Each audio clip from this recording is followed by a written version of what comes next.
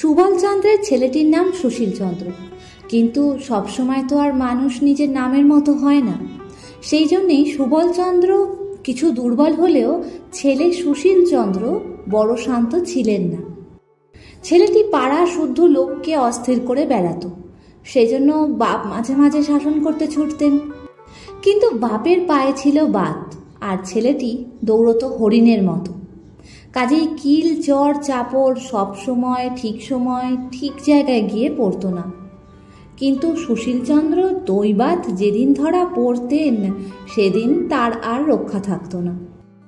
আজ শনিবারের দিনে 2টোর সময় স্কুলের ছুটি ছিল, কিন্তু আজ স্কুলে যেতে সুশীলের কিছুতেই মন হচ্ছিল না। তার অনেকগুলো কারণও ছিল। একে তো আজ স্কুলে ভূগোলের পরীক্ষা, তাতে আবার ও পাড়ার বসেদের বাড়ি আজ সন্ধ্যার সময় বাজি পোড়ানো হবে।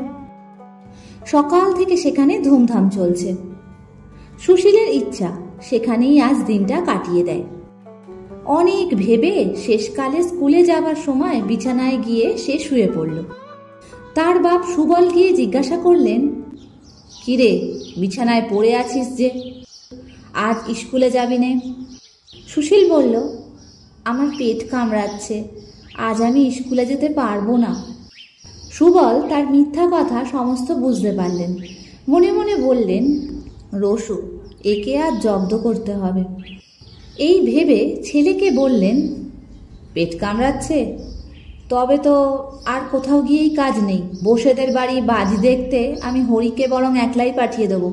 তোর জন্য আজ লজেন্স জুস কিনে রেখেছিলাম, সেও আজ খেয়ে কাজ নেই।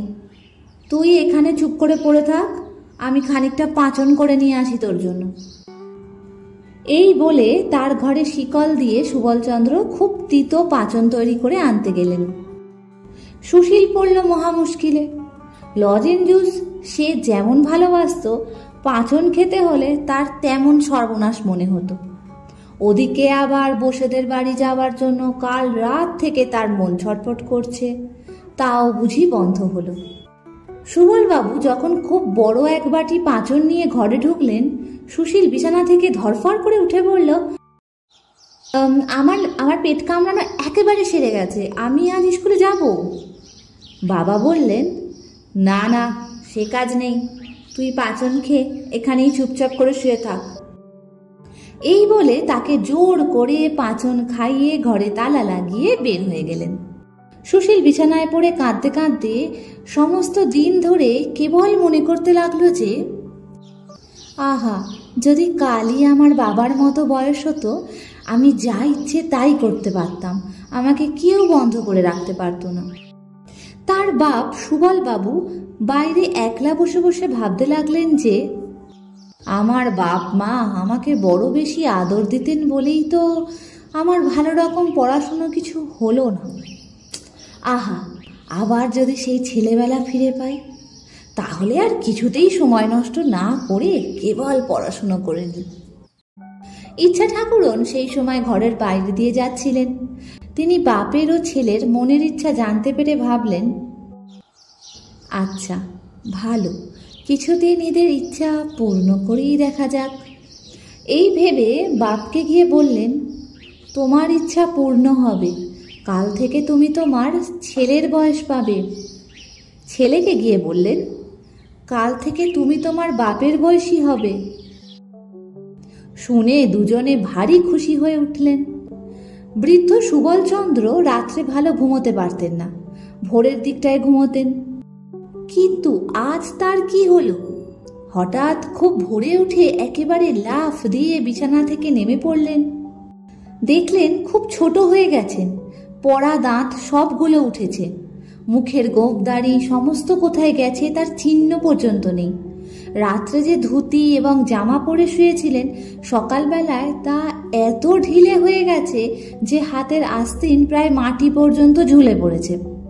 জামার গলা বুক পর্যন্ত নেমেছে, ধুতির কোঁচাটা এতই লুটোচ্ছে যে পা ফেলে চলাই দেয়।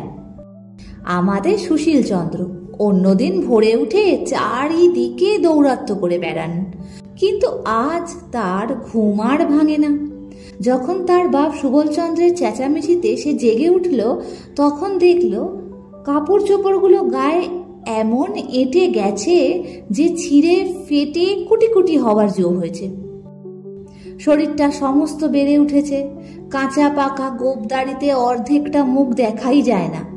মাথায় এক মাথা চুল ছিল, হাত দিয়ে দেখে সামনে চুল নেই, পরিষ্কার টাক তক তক করছে। আজ সকালে সুশীলচন্দ্র বিছানা ছেড়ে উঠতেই চায় না। অনেকবার তুড়ি দিয়ে উচ্চস্বরে হাই তুলল, অনেকবার এপাশ ওপাশ করল। শেষকালে বাপ সুবলচন্দ্রের গোলমালে ভারী বিরক্ত হয়ে উঠে পড়ল। দুজনের মনের ইচ্ছা পূর্ণ হলো বটে, কিন্তু ভারী মুশকিল বেঁধে গেল। আগেই বলেছি, সুশীলচন্দ্র মনে করত যে সে যদি তার বাবা সুবলচন্দ্রের মতো বড় এবং স্বাধীন হয়, তবে যেমন ইচ্ছে গাছে চড়ে, জলে ঝাঁপ দিয়ে, কাঁচা আম খেয়ে, পাখির বাচ্চা পেড়ে দেশময়ে ঘুরে বেড়াবে। যখন ইচ্ছা ঘরে এসে যা ইচ্ছা তাই খাবে, কেউ বারণ করবার থাকবে না। কিন্তু আশ্চর্য এই, সেদিন সকালে উঠে তার গাছে চড়তে ইচ্ছাই হলো না। পানা পুকুরটা দেখে তার মনে হলো, এতে ঝাঁপ দিলেই আমার কাঁপুনি দিয়ে জ্বর আসবে। চুপচাপ করে দাওয়ায় একটা মাদুর পেতে বসে বসে ভাবতে লাগলো। একবার মনে হলো, খেলাধুলোগুলো একেবারেই ছেড়ে দেওয়াটা ভালো হয় না, একবার চেষ্টা করেই দেখা যাক। এই ভেবে কাছে একটা আমড়া গাছ ছিল, সেটাতে উঠবার জন্য অনেক রকম চেষ্টা করলো। কাল যে গাছটাতে কাঠবিড়ালির মতো তরতর করে চড়তে পারত, আজ বুড়ো শরীর নিয়ে সে গাছে কিছুতেই উঠতে পারল না। নিচেকার একটা কচি ডাল ধরা মাত্র সেটা তার শরীরের ভারে ভেঙে গেল এবং বুড়ো সুশীল ধপ করে মাটিতে পড়ে গেল। কাছে রাস্তা দিয়ে লোক চলছিল, তারা বুড়োকে ছেলে মানুষের মতো গাছে চড়তে ও পড়তে দেখে হেসে অস্থির হয়ে গেল। সুশীলচন্দ্র লজ্জায় মুখ নিচু করে আবার সেই দাওয়ায় মাদুরে এসে বসল। চাকরকে বলল, ওরে, বাজার থেকে 1 টাকার লজেন জুস কিনে আন। লজেন জুসের প্রতি সুশীলচন্দ্রের বড় লোভ ছিল। স্কুলের ধারের দোকানে সে রোজ নানা রঙের লজেন জুস সাজানো দেখত। 2-4 পয়সা যা পেত তাতেই লজেন জুস কিনে খেত।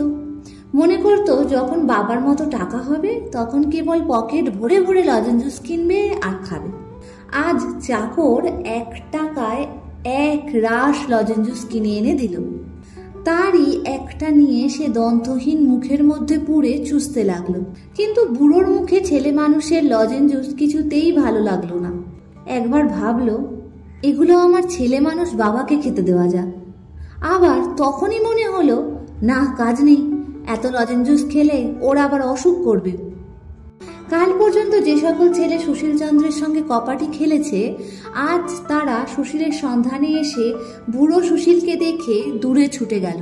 সুশীল ভেবেছিল বাপের মতো স্বাধীন হলে তার সমস্ত ছেলে বন্ধুদের সঙ্গে সমস্ত দিন ধরে কেবলই ডুডু ডুডু শব্দে কপাটি খেলে বেড়াবে।